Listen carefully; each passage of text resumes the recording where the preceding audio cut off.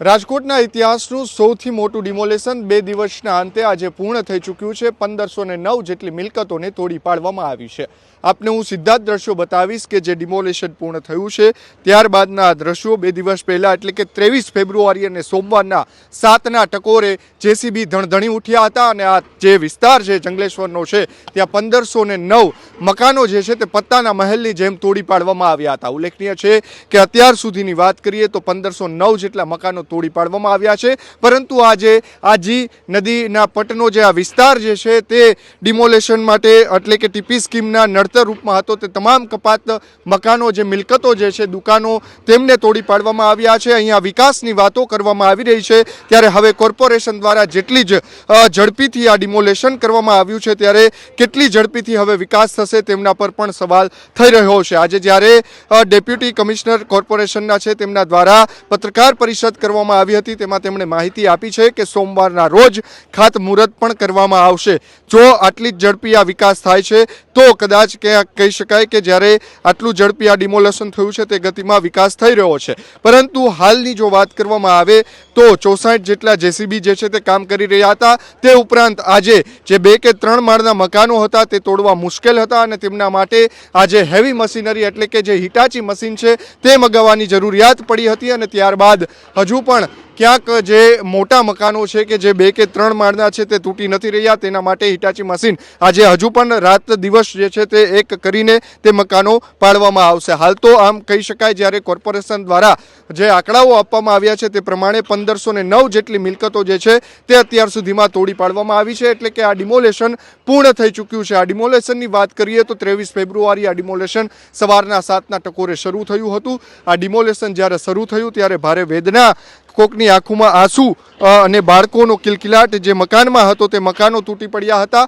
અને આજે આ હવે વિકાસની દોટની અંદર કહી શકાય કે જંગલેશ્વર જે છે તેમાં ડિમોલેશન થયું છે ત્યારે આવનાર દિવસોમાં કેટલો વિકાસ અને કેટલી ઝડપી થાય છે તે પણ જોવું રહેશે। અત્યારે તમામ જે કાટમાળ જે છે તે હજુ પણ 2 દિવસ જે છે તે હટાવતા લાગશે તેવું કમિશનર જે છે તેમના દ્વારા કહેવામાં આવ્યું હતું। અત્યારે તમામ મકાનો જે છે તે તોડી પાડવામાં આવ્યા છે જે ટીપી સ્કીમની અંદર કપાતમાં આવતા હતા 1509 જેટલા। અત્યારે અહીંયાથી હું તમને જે પાછળના દ્રશ્યો બતાવીશ તે આજી નદી છે। આજી નદીના પટની અંદર તમામ જે મકાનો આડા આવતા એટલે કે જે કપાતમાં આવતા હતા તેમને અત્યારે ડિમોલેશન કરી નાખવામાં આવ્યું છે। અડધી આજી નદી જે અત્યારે દેખાઈ રહી છે તેટલું જ સામે દબાણ હોવાનું પણ સામે આવ્યું હતું ત્યારે અત્યારે આ દ્રશ્યો આપણને સામે આવે છે તે પ્રમાણે કે ડિમોલેશન આમ તો પૂર્ણ થઈ ગયું છે, પરંતુ જે કાટમાળ છે તેમને હટાવવાની કામગીરી હજુ 2 દિવસ ચાલશે। 2500થી પણ વધારે મેટ્રિક ટન કાટમાળ છે તે અત્યાર સુધીમાં અહીંયાથી હટાવવામાં આવ્યો છે, પરંતુ હાલ જો વાત કરીએ તો જે અલગ અલગ ટીમો કાર્યરત હતી,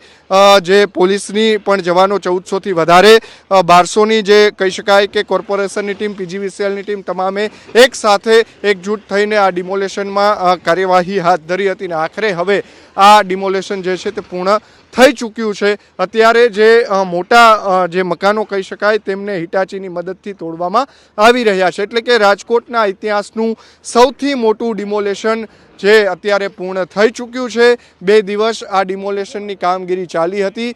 4થી 5 હજાર કરતાં પણ વધારે જે તંત્રના સરકારી તંત્રના કર્મચારીઓ અને અધિકારીઓ જે છે તે કામે લાગ્યા હતા અને આખરે 1509 જેટલા મકાનો જે છે તેને હવે તોડી પાડવામાં આવ્યા છે।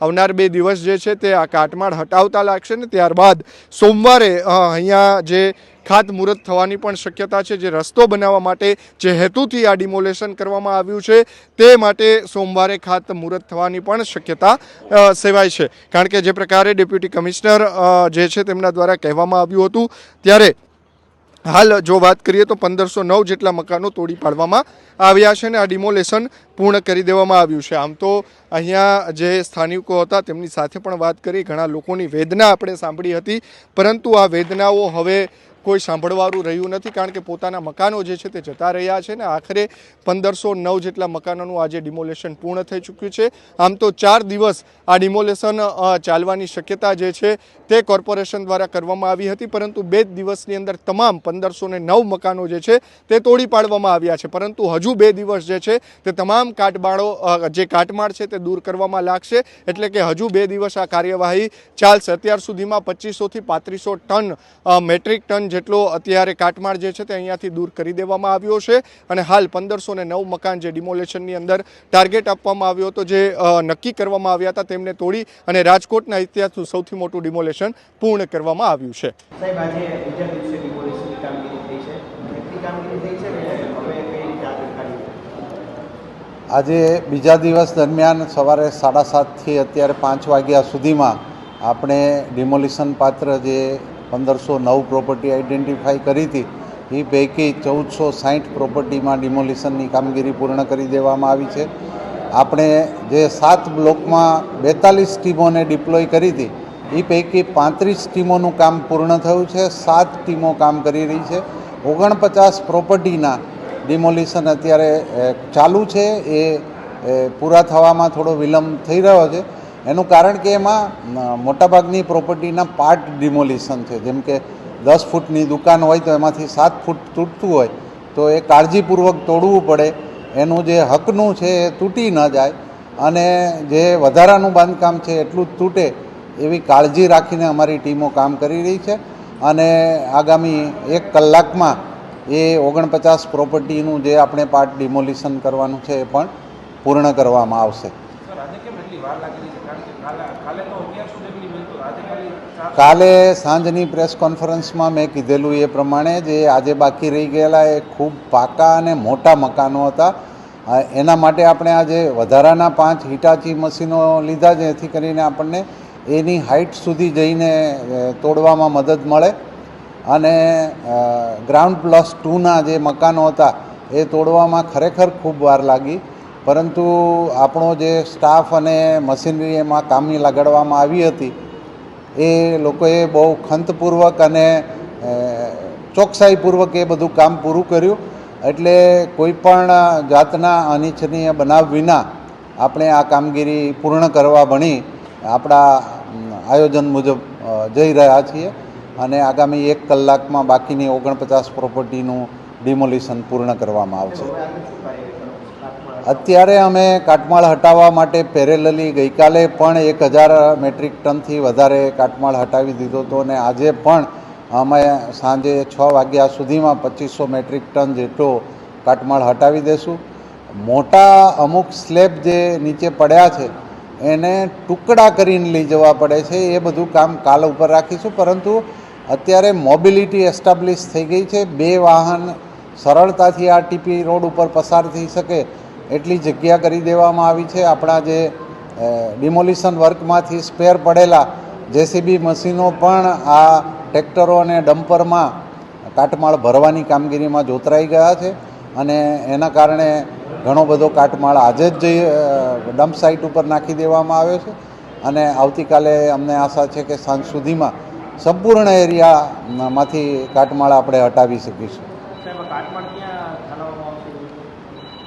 આમાં ટ્રેક્ટર તાત્કાલિક ફેરો કરીને પરત આવે એના માટે આપણે દેવપુરામાં એક ખાનગી પ્લોટ માલિકની સંમતિથી ત્યાં નાખીએ છીએ અને ત્યાંથી આપણી સોલિડ વેસ્ટ મેનેજમેન્ટ શાખાના ડમ્પરોમાં એને આપણી ડમ્પ સાઇટ ઉપર કોર્પોરેશનની ડમ્પ સાઇટ ઉપર નાખવામાં આવે.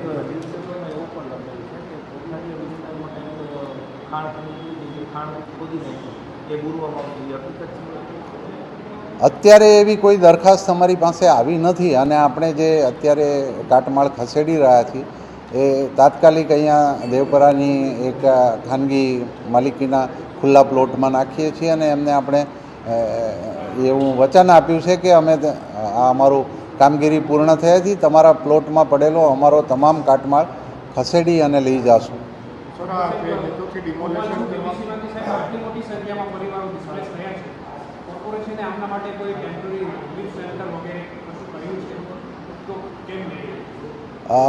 કોર્પોરેશને એમને કોઈ એવું પ્રોમિસ નથી આપ્યું કે તમને એકોમોડેશન આપવામાં આવશે. એમને સામાન શિફ્ટિંગ કરવા માટે આગલા 2 દિવસ માટે આપણે ટ્રેક્ટરોની વ્યવસ્થા નિઃશુલ્ક કરી હતી અને એનો લાભ મોટાભાગના પરિવારોએ લીધો છે અને એના કારણે આપણને ડિમોલિશનની કાર્યવાહી જ્યારે ચાલુ કરી ત્યારે તમામ પ્રોપર્ટીઓ ખાલી અને શાંતિપૂર્ણ કબજા સાથેની મળી. એટલે આપણે કોઈ બળપ્રયોગ ન કરવો પડ્યો, કોઈ એમને ખસેડવા માટે કોઈ તકરાર ન કરવી પડી કે એ શાંતિનો માહોલ એના લીધે ડહોળાયો નહીં અને ખૂબ જ સૌહાર્દપૂર્ણ વાતાવરણમાં આ 2 દિવસની આપણી ડિમોલિશનની કામગીરી પૂર્ણ થવા ભણી જઈ રહી છે. અત્યારે આપણે ડિમોલેશન કર્યું છે તો આગળની સીએમ શું છે, આગળનો રસ્તાની કામગીરી ક્યારથી શરૂ થશે? હા, એટલે આપણા મહાનગરપાલિકા તંત્રની એવી નેમ છે કે શક્ય હશે તો સોમવારે જ આપણે એનું ખાતમુહૂર્ત કરવા જઈ રહ્યા છીએ. કાલે સાંજે માનનીય કમિશનર શ્રી એ બાબતે અંતિમ નિર્ણય લેશે, જ્યારે આપણે સમગ્ર વિસ્તારમાંથી કાટમાળ ખસેડી લઈશું.